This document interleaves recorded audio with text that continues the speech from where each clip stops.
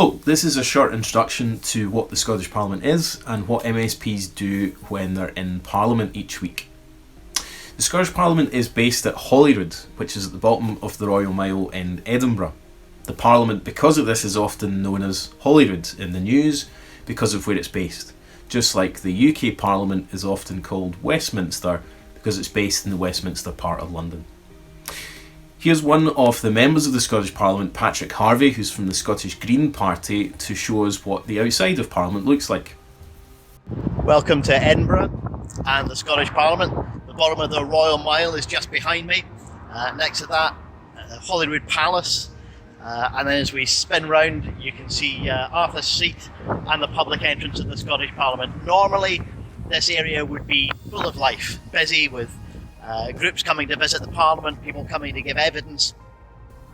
But of course, we're in lockdown, just like the rest of the country. Today, we're back here just for one day's urgent business. And so I've got the chance to record a few clips, give you a wee bit of a tour of the building. Inside the Scottish Parliament are offices for all the MSPs, committee rooms where MSPs can meet in smaller groups, we'll come back to that in another episode, and space for researchers and journalists to do their work. The building is usually open to the public all year round so that you can go and see what's going on in your Parliament. The most recognisable part of the building is probably this, the chamber of the Parliament itself. There are spaces here for each of the 129 MSPs to sit, as well as a public gallery so you can watch the work of Parliament live.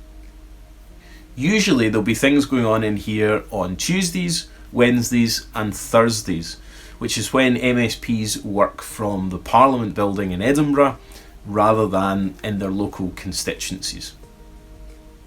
Here's Patrick Harvie again to give us a quick tour of the Chamber of the Parliament. So here we are in the debating chamber, and like the rest of the place, it's empty at the moment, but it would be empty at this time of day anyway. It's pretty much lunchtime. There would normally be business happening here in the afternoons of every Tuesday, Wednesday and Thursday, and the chamber here would be full of Labour members here, and Greens, then SNP on that part of the chamber, Tories on the far side and Liberal Democrats next to them.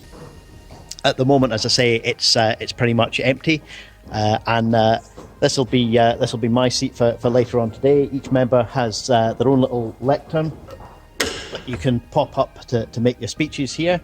The voting card goes in here, and unlike Westminster, where they all had to troop through voting lobbies to cast their votes, we just press our buttons. This afternoon we will have a session here in the chamber, and that'll be ministerial statements about the coronavirus crisis, as well as a session of First Minister's questions. Each week loads of different things happen in the chamber. MSPs get to question ministers from the Scottish Government on specific topics, so that might be about the police or education or the health service.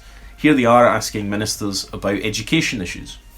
On education and skills, question 1, John Mason, please. Thank you, Presiding Officer. To ask the Scottish Government what its position is on the importance of young people leaving school going into positive destinations. Minister Jamie Hepburn. The Scottish Government places the utmost importance on our young people securing a positive next step in learning, life and work following their school education, which increases their chances of continuing on a positive path. In that regard, I welcome the figures published this week, which show the highest ever level of positive post-school initial destinations for school leavers in 2018-19 at 95%. Usually on a Thursday, they also get to ask the First Minister questions. Now, she'll know some of those questions in advance, but most of them she won't know. So she's got to be prepared to answer questions from MSPs from all political parties about just about anything. Here's a short clip of First Minister's questions, or FMQs as it's known. Jackson Carlo.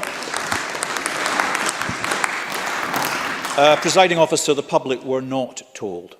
And as has been confirmed at Westminster in the four-nation agreement, it was also agreed explicitly that it would be the responsibility of the nation in which the outbreak occurred to take responsibility for the public dissemination of that information. First Minister, clearly this was the wrong call. The public should have been told. And if, as the First Minister still seems to be saying, it wasn't a mistake, then why is our Health Secretary now giving active consideration to making a different call if this kind of thing happens again? People need to know what the Scottish Government will do should the virus be found in this kind of public location in future.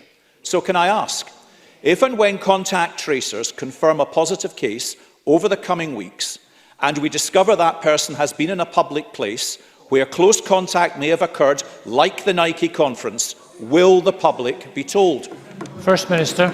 Well, as the Health Secretary said yesterday, indeed, as I covered in the daily media conference that I did yesterday, as you go through a situation like this, as the numbers of people with the virus increases, then issues of patient confidentiality, the considerations around that change. When you are at the start of an outbreak with very, very small numbers, there are clearly different considerations about possibly identifying people. Let me just repeat again, there were only 10 people from Scotland at this conference. Now, when we reported, as we did, that ex-patient from Y Health Board had been confirmed, had we also said where that person had got the virus, we would almost certainly have identified them, because they were probably the only person from that health board who were at that event. Now, that becomes a different consideration when you are further into an epidemic and the numbers of cases are different. That is why, as we go into test, trace, isolate, yes, of course, we look at the circumstances in which, where there is a cluster of cases, that is made public, and that is exactly the work that is rightly and properly being considered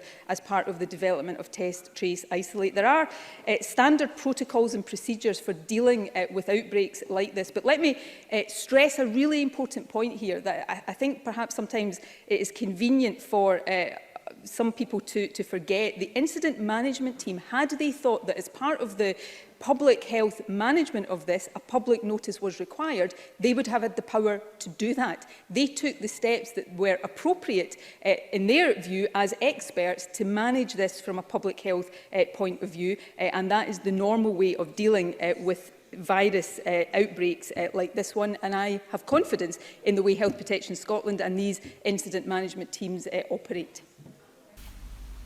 And on top of all of that, MSPs also debate issues of importance in the chamber each week, and this is what takes up most of the time. It could be a general debate on an issue, like the health service or housing, or it could be around a specific proposed law, which is called a bill when it hasn't yet been agreed by MSPs. These debates can go on for several hours, even days, so the MSPs who want to speak get a chance to. And at the end of debates like that, MSPs have to vote on whether they agree or disagree with the proposal, or they can also abstain, which means they don't want to vote for or against it, but they want to show that they are interested in the issue. Voting is really easy in the Scottish Parliament because MSPs just need to push a button, and a few minutes later the result is known to everyone. Now, there's a person in Parliament who makes sure that MSPs stay behaved and don't speak for too long or don't say things that they shouldn't, and that person's called the Presiding Officer. You could think of him a bit like a teacher in the classroom. They try to keep order and maybe don't always succeed. Ken Macintosh is the current Presiding Officer, and he's also a member of the Scottish Parliament, an MSP, although he doesn't belong to any political party because he's got to be fair and independent when he makes decisions. Here is Ken Macintosh, the Presiding Officer, giving us a bit of an introduction to his job. Hello, my name's Ken Macintosh. I'm the Presiding Officer here at the Scottish Parliament. As you can see at the moment, the chamber is empty. We've just finished today's proceedings. And normally, in fact, the Parliament is a busy, humming place full of MSPs, witnesses, parliamentary staff and so on. This coronavirus pandemic has slightly changed things. We're all learning to work remotely, a lot of the staff from home. But my job remains the same. As Presiding Officer, I have the duty of representing the Parliament at home and abroad.